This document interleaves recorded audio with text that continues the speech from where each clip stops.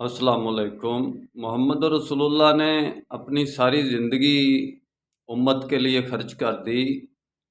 अपना यानी कि 24 घंटे या जितनी भी अल्लाह ताला ने 12 साल का पहला अरसा और उसके बाद जितनी कामयाबी हासिल की आप सल्लल्लाहु अलैहि वसल्लम ने, उम्मत के लिए लोगों से लड़े, अल्लाह के लिए लोगों से लड़े, उम्मत की हिफाजत के लिए ही आप ढाल थे, इमाम ढाल है।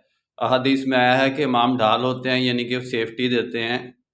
तो उम्मत को बचा कर रखा, उम्मत को तकसीम नहीं होने दिया। ये सबसे बड़ी सुन्नत है मोहम्मद रसूलुल्लाह सल्लल्लाहु अलैहि वसल्लम की कि आपके दौर में उम्मत एक रही, उम्मत तकसीम नहीं हुई। और इस सुन्नत को हम दाढ़ी की सुन्नत को तो हम चलाते हैं कि भाई ये सुन्नत है, लेकिन इस सुन्नत को हम जो कि निज़ाम ज़िंदगी पर हायल है उसको हम नज़रअंदाज कर देते हैं कि वो सुन्नत नहीं है।